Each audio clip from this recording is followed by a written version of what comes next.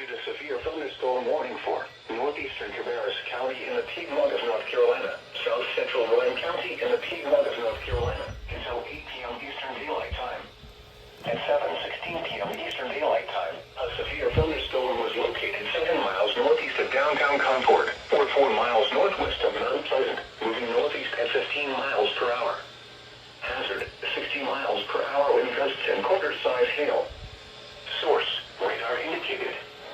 Impact, minor hail damage to vehicles is expected. Expect wind damage to trees and power lines. Locations impacted include Granite Quarry, Rockwell, Mount Pleasant, Faith, and Gold Mill. For your protection, move to an interior room on the lowest floor of a building.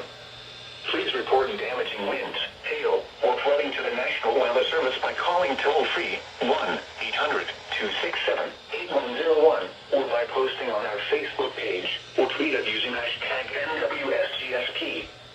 Your message should describe the event and the specific location where it occurred.